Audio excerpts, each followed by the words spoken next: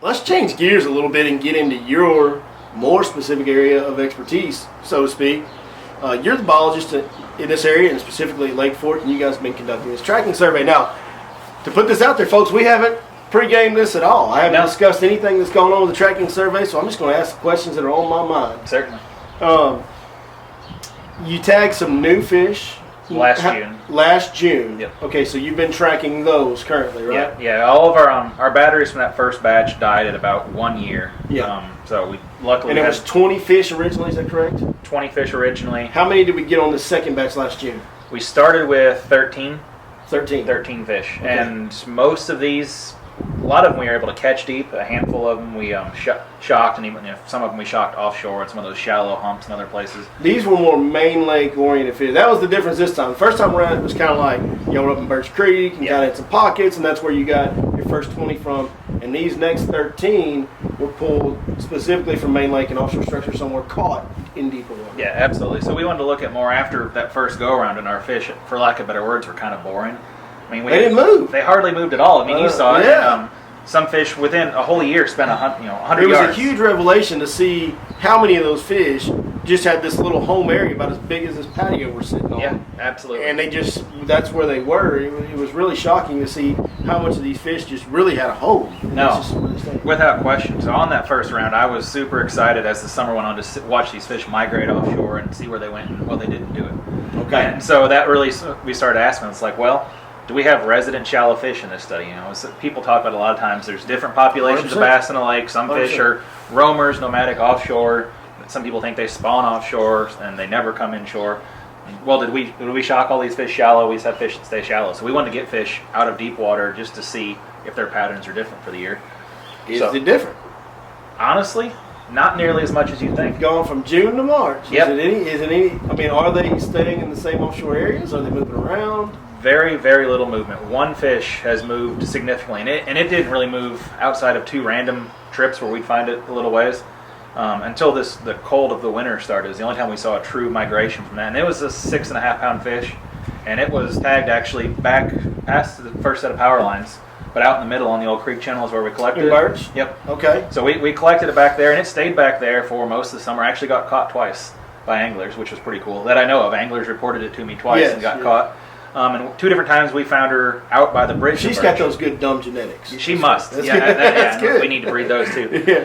So her specifically, we found her twice at the bridge that runs through Birch. So moved from way back in the back out migration out to the mouth. Both times to the bridge, and then next time she'd be back. And she spent the rest of the time back there until the cold in the winter happened. And she finally, one trip we found her almost to the bridge again, but out in the timber where people have been scoping up fish a lot. The next trip, she was out further, almost to Duck Call, the mouth of Birch. Oh, wow. The next trip, we couldn't find her whatsoever. We searched. We ran outside of it about 2 miles each direction, could not find her. The trip after that, found her again. She was at the very mouth of Birch on the point coming in. So she likely went somewhere out into the main lake. She did, she did a true migration, but that was the only one. Wow. And she's moving back now. I think last time we found her, she was actually back past the power lines again. So most of these fish, I know, a lot of them were caught on offshore structure, kind of at the mouth of Birch. I mean, everybody knows Heartbreak Ridge, Public Hump. That's where most of them came from. That's where most of these came from. So most of these fish stayed around Heartbreak Ridge, Public Hump? Or? Well, that's what's kind of cool about it, I guess. So we collected them in June, and for the next 2 or 3 tracking events, they were right there. It was kind of you would expect. Yeah, but it was almost a pain because there was always boats fishing for them as well. Up and down that whole ridge, and by about mid-July, they finally just gave it up, and they all went separate ways. In about mid-July, some went to a main lake bridge, some went actually to boat docks. They pulled up shallow and were under boat docks, and they stayed there and stayed there. It's interesting to me because I always tell people, and I don't know if it's the pressure because we know Lake Fork gets so much pressure, but I'll go deep early. Probably not this year because of how late things are happening. You're having late spawn, late start to the spawn, so it'll take longer to unfold. But I like to go deep. Sometimes, some years, as early as late April. Mm-hmm. I really like fishing offshore out deep in May and early June, and then by the time mid-June's here, man, I tend to go back shallow. And in July and August, which is the dog days, I get really shallow. And by August, I'm really far back in creeks at times. So that's an interesting observation. Yeah, we had fish doing that. Your fish movement is kind of mimicking my fishing movements because of just what I found just from fishing the lake. Desperation, not catching them anymore. I go fish something different, and that's what I found. So that's interesting. Yeah, and so it also makes me feel pretty good about myself that I figured something out. It's lining up. Yeah. No, that one was kind of cool to see, and the fact that then when they moved, when they left Heartbreak Ridge, Public Hump, whatever you want to call it, when they left there in mid-July, when they got to their new areas, they didn't move again. They were pretty locked on. Like our boat dock fish, they were within 2 or 3 boat docks the entire summer. Nice. Fish on the bridge was on the point of the bridge, or not the bridge itself, but the causeway that comes out. Okay. On the point of that. On the apron, yeah. Yep, stayed there all summer long. Okay. Until finally, when it got really cold again, she moved out to the timber. What about fall? Did they transition in fall at all? No. Really stayed in fall. They stayed. But those shallowfish, you told me, I think if I remember this correctly, you told me those shallowfish had a little more random movement to them in fall. A little bit, absolutely. So that's what's strange about this batch, that they didn't. That first batch, the resident shallowfish, we saw several more start popping up unpredictable places for about a month and a half through the fall, and then they moved back to where they had been. These fish really locked on. These offshore fish just stayed. Yeah, they got, for whatever reason, which kind of goes against what I would have thought of. Offshore fish are more nomadic, more likely to roam. Yeah. They really locked on. Interesting. Like I said, when the lake started dropping, again, I was really excited to see some of these fish. What were they going to do when the water started dropping? They just, if they're the few fish we had that actually moved shallow, that were in, say, 5 feet of water or less, they just pulled out to where they had water again. That's where they're at now. They haven't moved hardly at all. Very interesting. So even going into spawn, we're not seeing a lot of movement. Not too much yet. The bridge fish that I was just mentioning, she's pulled up just into the mouth of Birch, kind of getting to what I would call the spawning area. Mm-hmm. It's also where I say fish go to die, because a lot of the handful of our fish that have died in our study, we found them back there, ironically, and then like 2 or 3 trips later, they're dead. So I'm really curious. Just it's exactly what we said when we found her there this last time. Everyone said, "Uh oh." So it'll be, that's no really rhyme or reason to that. It's a shallow spawning area, but it'll be interesting to see where she's at over the next month or so for sure. Okay. When we're done, I'm gonna need to know where the fish died, so I'd never fish there again. Yeah, no kidding. It's hard to catch a dead one, I think. It is. It's not easy at all. All right, so we'll be tracking these fish through June again. Hopefully, until the batteries die. Are we going to continue forward with more tracking? At this point, not right now. Okay. I want to. Yeah. I mean, it's fun. I've got new questions I want to look at. Pretty fascinating, yeah. Incredibly. A, I'm out of the little transmitters right now. Okay. And B, I've got to actually do the hard part of this at some point and actually look at all the data, write it up, everything else. So I can't just, as much as I want to just track forever, I hopefully down the road soon I'll get to kick one up again, because it really is eye-opening. It's fun, but learning more what these fish do, and that was the whole purpose of this whole study from the get-go. Learn more about the habits of these fish and spread that to the anglers. Tell them, here's what these fish do throughout the year. People are racking their brains trying to figure them out. Right. Hopefully this helps a little bit. Yeah, that's good. And we'll get some really cool things out of it. One thing I'll bring up really quick that just kind of haven't looked at the data, but almost guarantee we'll see that different times of the year when they're more skittish of boats or not. Right. The colder it gets out, the more skittish they are. Really? Yeah. So when you'd almost think it would be the opposite. Exactly. Everyone talks about when their metabolism's low, they're lethargic, everything else. We have more fish. You've seen me before. If the fish stays put, I get to stop and fish for it. I fish for very few fish when it gets really cold out, because they're moving. More timber. When the boat gets near them, they flee. Versus when it gets warm out, dead of the summer, even through the spawn was a little different. But after the spawn through summer and fall, they're a lot more likely to stay somewhat put. But when it's really cold out, they're more spooky. Very interesting. Yeah. Very interesting. I wouldn't have thought that. No, that was another eye-opening part of this. I would never have guessed. Let's touch on one more sensitive subject for Lake Fork anglers that you hear complaints about from time to time. I'm not going to talk to you about grass. What else is there? Nothing y'all can do about grass when the lake's 6 foot low, right? And was dropped rapidly to that level. That's going to kill some grass. Yeah. Population. You hear older guys and older locals more than anything else that have seen more of the glory days of the 90s. They tend to be the ones that do the most. But even a lot of guys that were fished here, in the last 10 years, there's rumor that goes around and word that goes around, and I think maybe it's just them not on the fish on a particular stretch for as good as they want to be. But guys complain about we don't have the population of fish that we used to in Lake Fork. Sure. Now you guys also conduct shocking surveys to take fish surveys as far as the fish population. What is the results of those on population? Where are we at? Yeah. I can never tell you for one. I can't say we have this many fish in our lake. We track trends, but you can compare survey to survey year after year. Absolutely. Right. And I mean, I've told people lately. I was like, people that say we don't have the fish that we used to. I was like, well, you're right. I mean, in some perspectives, the population, the heydays of where we were before, the population is lower now. Than the 90s. Yes. But not than 7 years ago. 7 years ago, no. I can say since 2016, 2017, we're very stable over that entire time frame right there. Obviously, we lost some stuff after that previous drought. And you said we're not going to talk about vegetation, but I mean, I won't deny it either. I mean, the population is lower because we don't have shallow cover. Yeah. I mean, that's period. The carrying capacity, as I say. So what a lake can hold is higher when the vegetation's there because you have more habitat for fish young of the year to survive. Yeah. When that's not there, our spawns are not nearly as good. The population, it won't be as high. So this lake being low this year, is this going to put, just for 1 year, is that going to put a significant dent in it?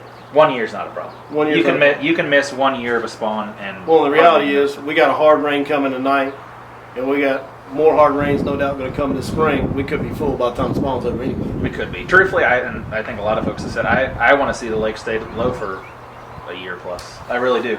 Bro, I'm with you. Let's go ahead and leave it at 6 foot low. Let it drop another foot or two in the summer, and keep it there. I'm okay with keeping it there for a few years. We'd get more. We're not long term. I think the net would be good. Bingo. We would if we stayed down a few years. Absolutely. That's why I'm saying 1 year class missing, not a big deal. Because of what we talked about in the beginning. Yep. New lake syndrome, shoreline growth, habitat. Flood all that back up, get a couple good spawns, get a good base going, and then you're back in business. Without question. Best case scenario is this lake stays low long enough to get willows and other terrestrial grasses growing up, and then it slowly comes up, and you've got just a plethora of shallow cover around the lake. I mean, we could do every effort we could to a blue in the face trying to plant vegetation, putting in. We couldn't replicate what Mother Nature would do with willows coming up everywhere. Not even close. So, I mean, I want it to stay low for a year. I've already said this year's spawn, it's not going to be good. I mean, there's no way around it. Even if the lake came up right now, the vegetation there's still no vegetation on the Exactly. It's still a bare bank. Although I have seen, surprisingly, some pondweed coming up at the lake's edge at 6.5 feet low already. Well, we ain't going to talk about it too much, but there is a couple of patches of at least coontail that I've seen coming up in some areas, which is, you wouldn't think so with it being wintertime since the lake's been 6 Another thing I've heard a little rumor about. I have no idea of how true this is. It doesn't sound like something that would be completely accurate to me, but I have heard the rumor that you folks at Texas Parks and Wildlife have been looking into potentially trying to figure out ways to grow hydrilla, plant hydrilla, promote hydrilla growth in lakes. Sure. We're not really there yet, I would say. One thing we have tried just kind of to see if it explained why it wasn't coming back is we put out some cages where hydrilla was historically growing. You couldn't plant anything inside of them, but we put out a cage just to see if that protection would allow hydrilla to come up naturally, just to answer a question of if with the right environment would it come back here on its own. Unfortunately, it didn't. But overall, yes, I think we're starting to have discussions about looking at how we classify hydrilla.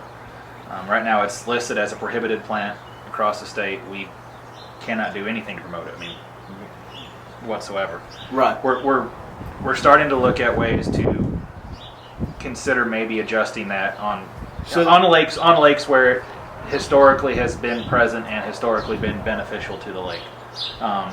Lake Fork, Sam Rayburn, Toledo Bend. There are several other large reservoirs where it's not going to be ever a problem, where it's not going to choke off the entire system or anything else. And it has historically, without question, provided habitat on these large reservoirs, looking at ways to, like I said, reclassify it for starters, to not just list it as a prohibited species that we have to shy away from. Are Texas Parks and Wildlife looking or experimenting with ways to plant hydrilla? No, absolutely not. They're not allowed to. Right, yep. But I heard some good news in there. The discussion has begun Yes. to change that classification. And for a lot of reasons, people are starting to look at it and realize what I've been saying this for a while. Hydrilla is no different than any other species of vegetation. When growing in the right quantities, it's habitat. It's great habitat. It's the best, really. It is, and it holds on through the winter really well. It's just everything about it.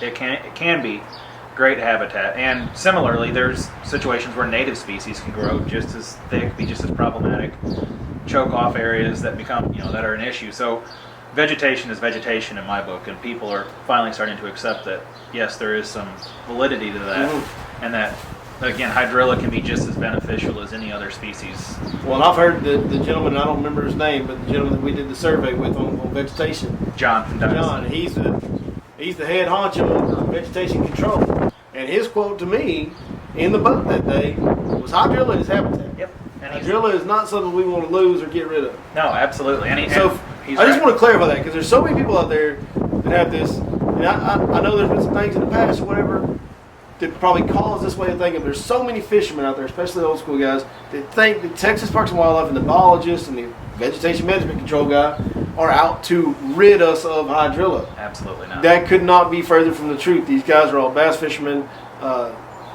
Jake understands the value of hydrilla, as you've heard him say. These guys that work for Texas Parks and Wildlife want the best for these fisheries. Yes, and at the end of the day, that's my job. One way to look at it is to improve angler catch, to have happy anglers.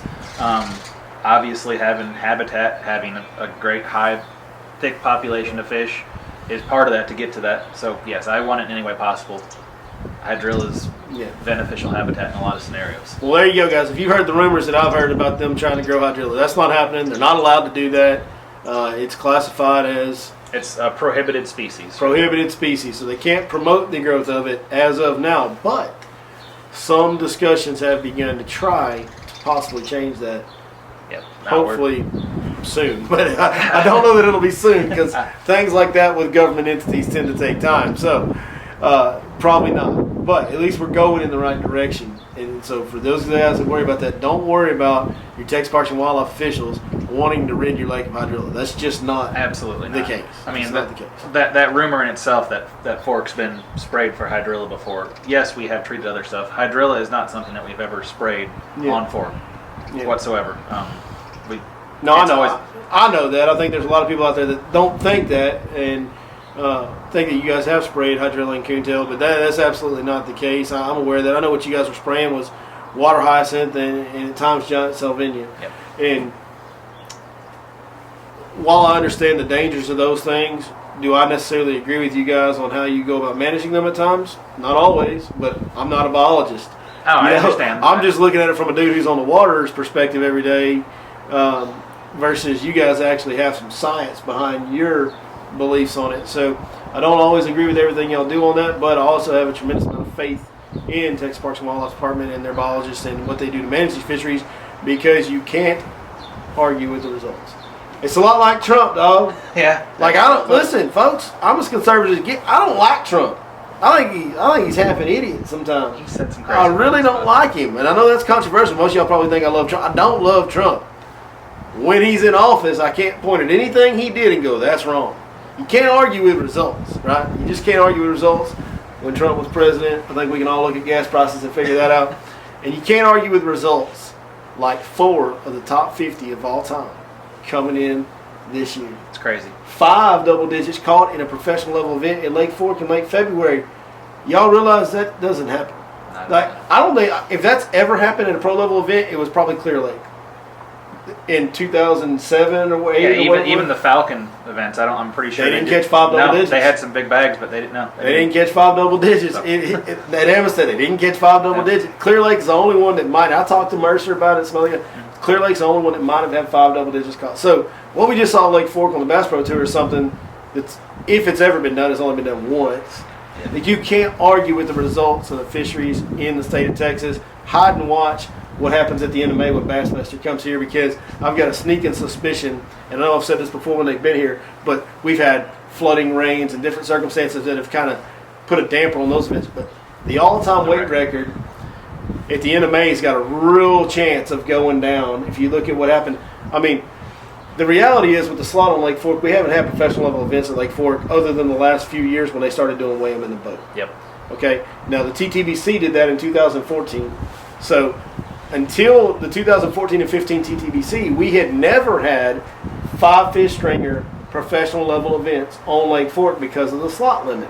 Can't keep the fish between 16 and 24. Now we just weigh them in a boat and count them. In 2014, it was a 3-day event. If it would have been a 4-day event, the all-time record would have been destroyed. He was at 110 pounds in 3 days. That's an average of 37 pounds a day. He only needed 20 because the all-time record's 130.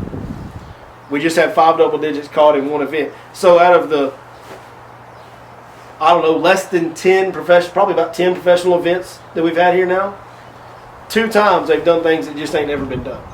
I mean, this place is unbelievable. These fisheries in Texas are unbelievable. What's crazy is they can't do some of these lakes because of logistics and facilities, but if they could host these major events at Lake of the Pines, you'd see similar results.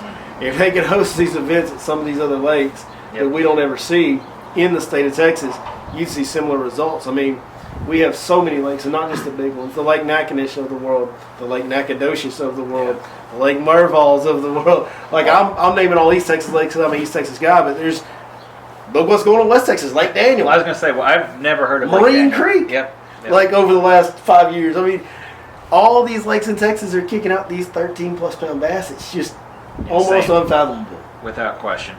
We're in a great state, and I hopefully we're in another cycle. We're going to see this trend continue for a bit. Texas, the greatest country on earth, folks. The greatest bass fishing on earth. Thanks to guys like Jake and all the other guys. I can't even begin to try to name them all. I'll leave most of them out.